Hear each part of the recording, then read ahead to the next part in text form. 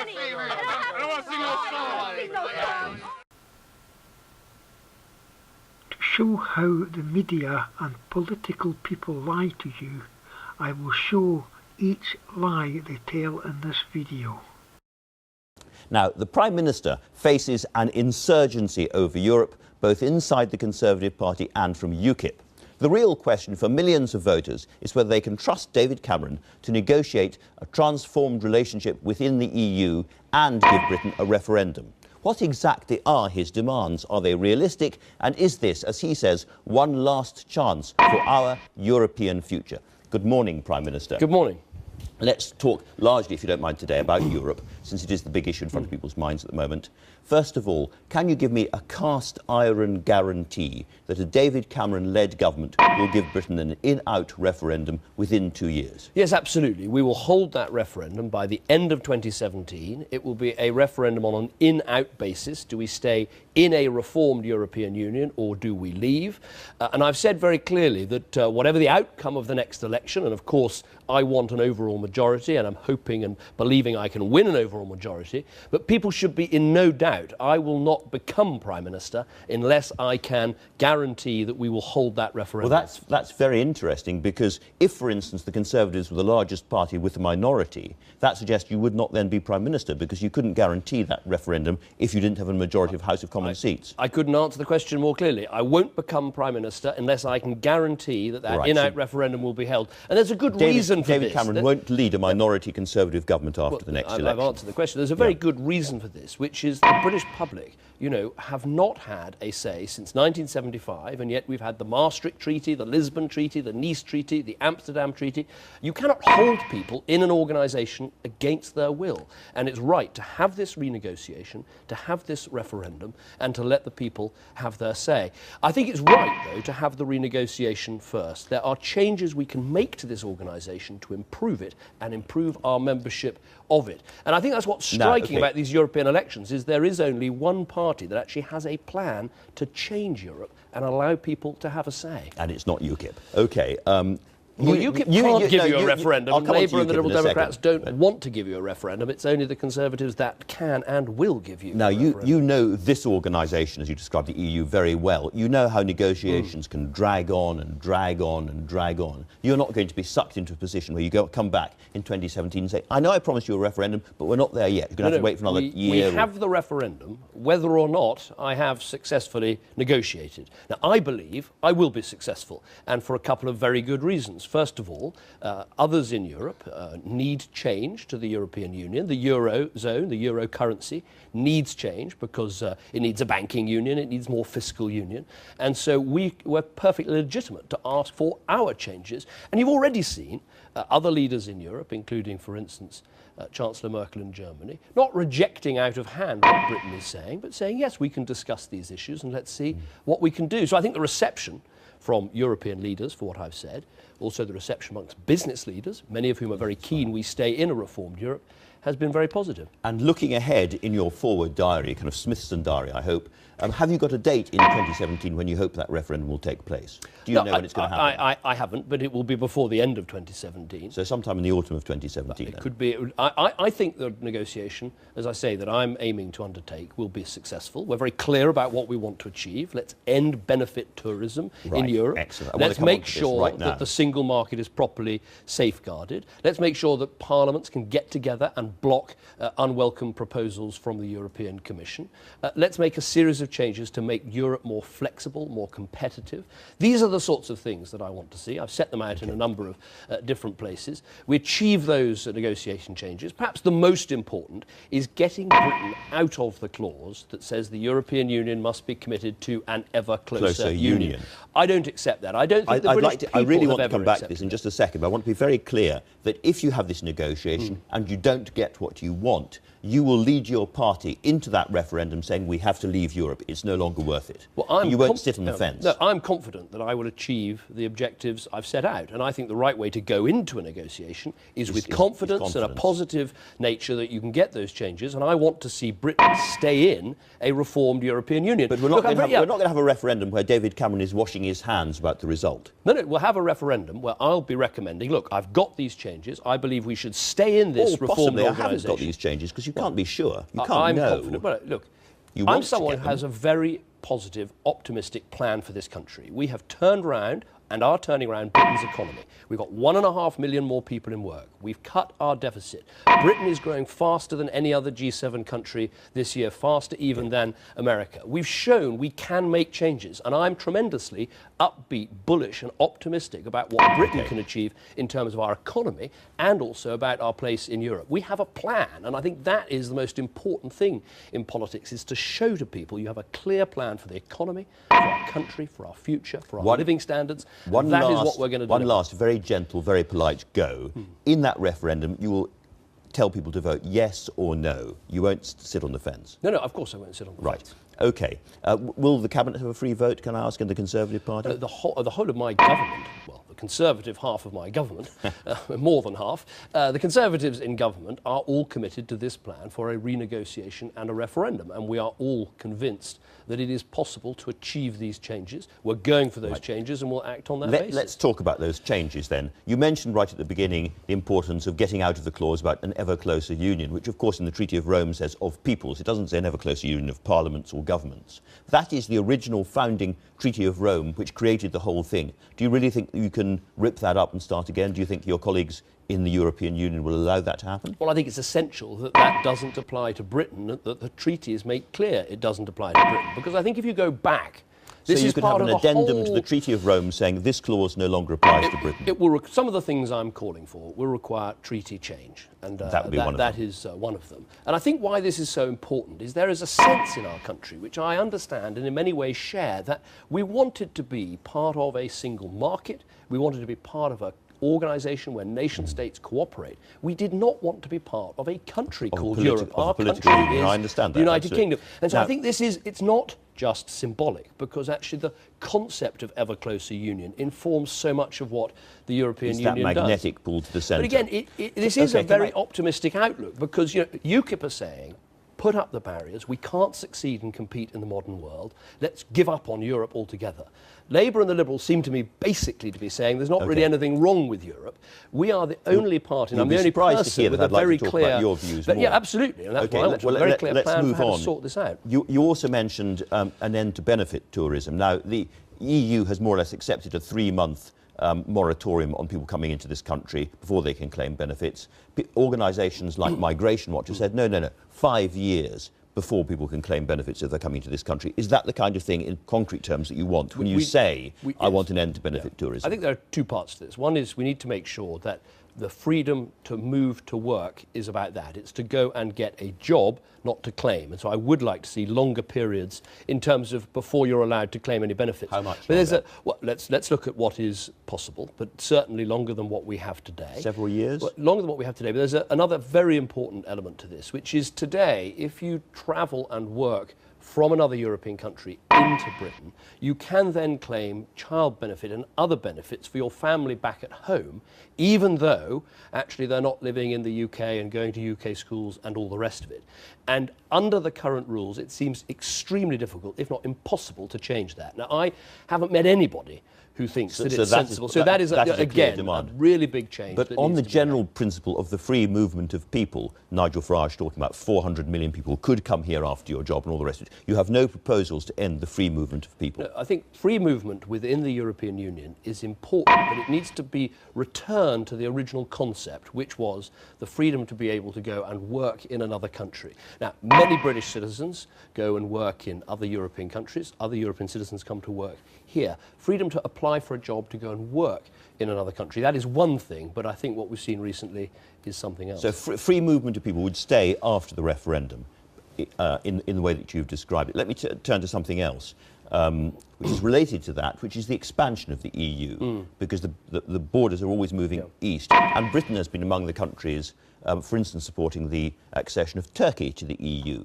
Now, you want longer transitional controls, but as the name suggests, they are just transitional controls. So David Cameron could negotiate this deal successfully, have a successful referendum, and then a few years down the line, we could have everybody currently working in Turkey free to come and work here? Well, I've argued very clearly that we need longer transitional controls, Yes, and possibly transitional controls agreed on a totally different basis. You get these big migratory flows when you have countries with very different levels of income. So the massive move that there was from Poland and the other countries that joined and in recently 2004 Bulgaria and Romania was based on the fact that the income levels were so different. So you could have transitional controls that say, for instance, you don't have the freedom to move and get a job in another country until, say, your level of income per capita is at a certain level. Now, that would be a way of avoiding some of the difficulties we've had in the past. Again, do you think that's sellable? Yes, I think it is, because all future accessions, new countries joining the European Union, they have to be agreed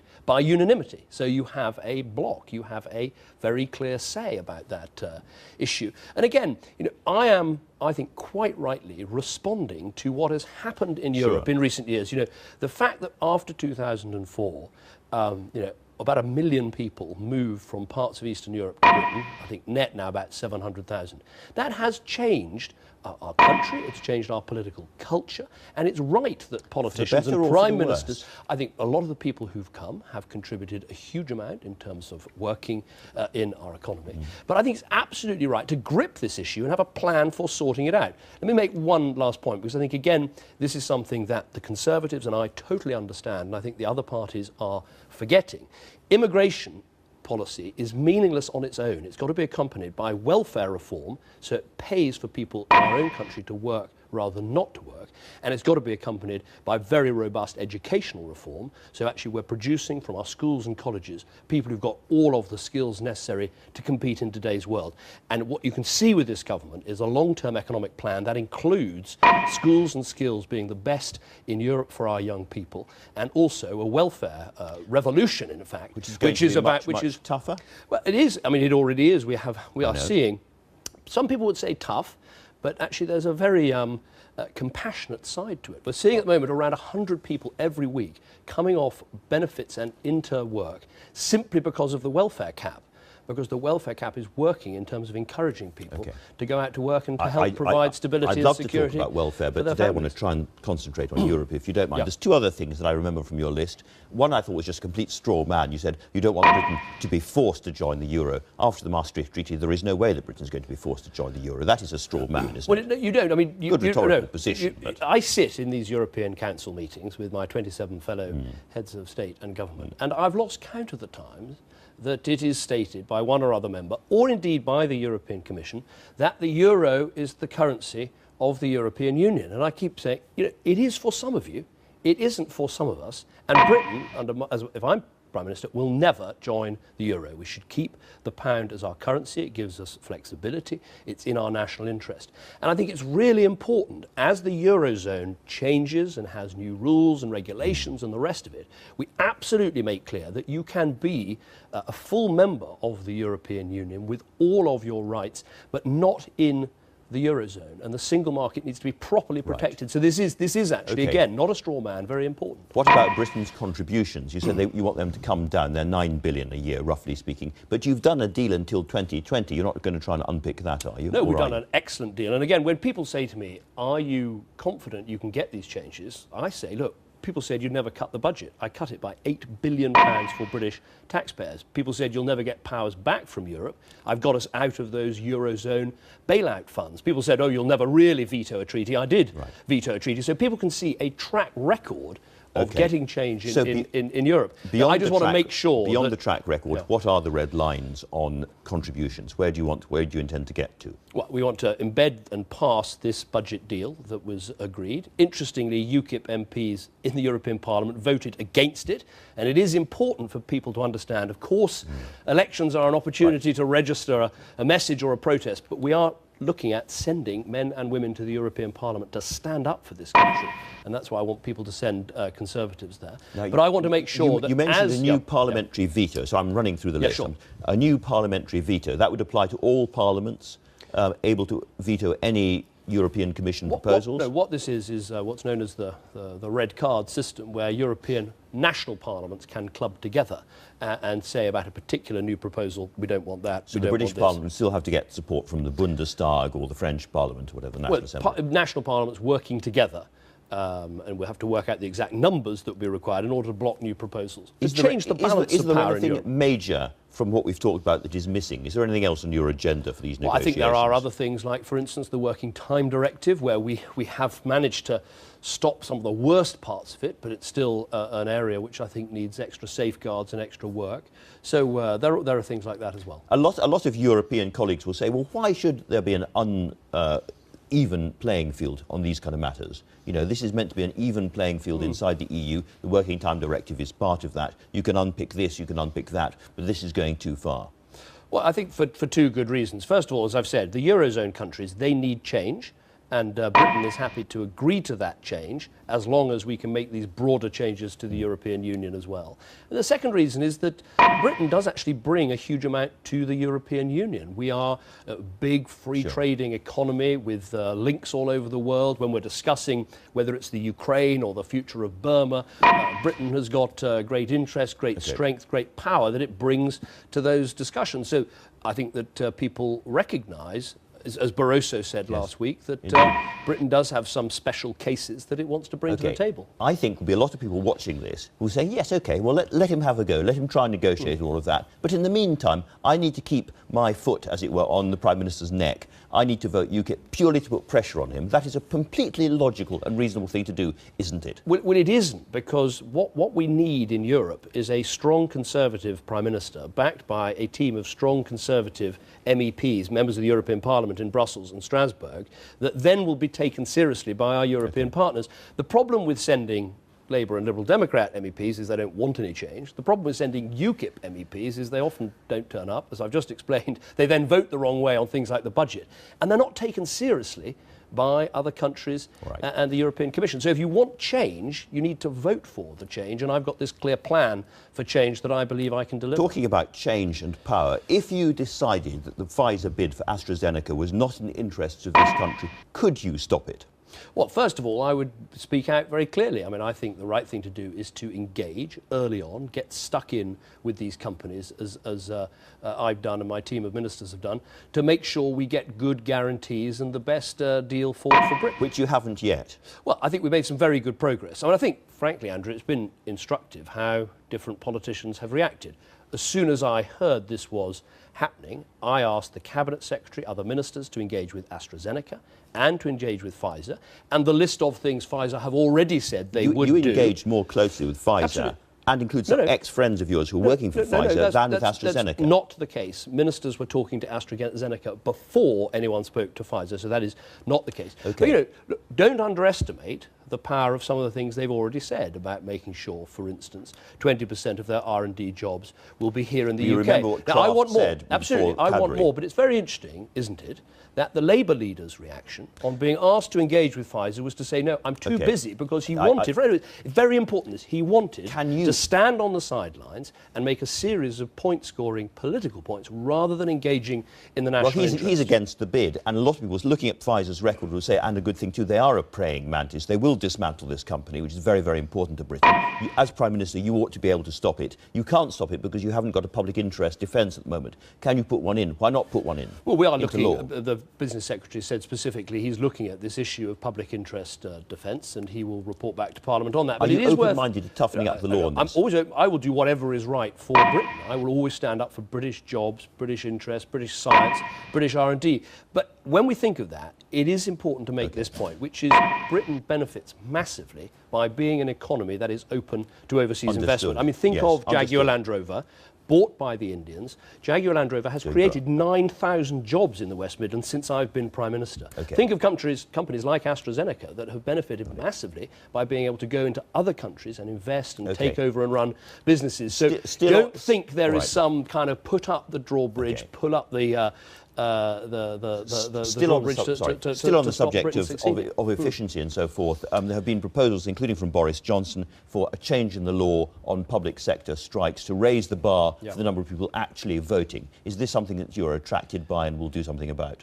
Yes, I think in these essential services like the London Underground, the pain caused to people trying to get to work and trying to help their families by these strikes, which are often supported by a relatively small percentage of the people who work for London Underground, I think is hugely damaging. And so I think the time has come for setting thresholds in strike ballots in essential services. It's not something I can achieve in a coalition government. For your manifesto. It is something that will be in our manifesto. Very good. Now, there's been a huge row this morning in the papers between Michael Gove and his Liberal Democrat colleagues over the free school budgets and so forth. Is this a serious matter? Is the coalition going through a really, really bad four-year itch now? That's what it looks like. The coalition worked well at delivering the long-term economic plan, the changes that I've spoken about this morning.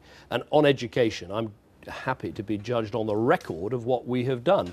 250,000 fewer children in failing schools, more qualified, highly qualified teachers going into our schools, a real war on raising standards and attainment that you can see right across the pitch. On the specific issue of this story, we're actually spending £5 billion on new school places. That's twice what Labour spent in the previous 4 years. And also these new free schools. How do you feel about a senior cabinet minister dissing Mr Gove, one of your colleagues and friends? You get this stuff in the papers, and the best thing to do in my job is to get on with actually delivering what matters, which is good schools for our children. Right. But let me make this point, because I think it's been lost, which is free schools are new schools in the state sector, and they're an excellent innovation. Prime and Minister. 2/3 of the first free schools got good or excellent ratings from Ofsted, which is actually better Thank than you very equivalent much schools. indeed for joining us. I'm afraid we have to move to the news now. Okay. Prime Minister's still here and my paper reviewers have returned. Now, Christiane, we were talking about Nigeria. This is really the biggest.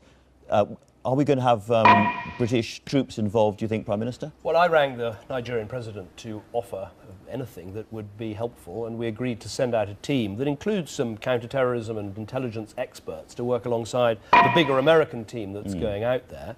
And we stand ready to do anything more that the Nigerians would want. We can't just sort of, pile in and do whatever we'd like. It's immensely complicated because they're in this probably in this deep area of jungle that is 3 times the size of Wales. But it's good that efforts are being stepped up, and we'll do what we can. Christiane, we were mentioning the Michelle Obama moment, which has gone all the way around the world. This has actually gone viral. Everybody can see this. Everybody knows this. Bring back our girls. And it is really because of this and because of the hashtag that the whole world suddenly became attuned to it. Because let's face it, Boko Haram have been kidnapping girls and blowing things up for a long, long time. I don't know, Prime Minister, whether you'd like to hold this and join that campaign, but there it is. I think one of the things that really matters, though, is that we recognise this is not just a problem in Nigeria. We're seeing this, really violent extremist Islamism. We see the problems in Pakistan. We see problems in other parts of Africa. Problems in the Middle East.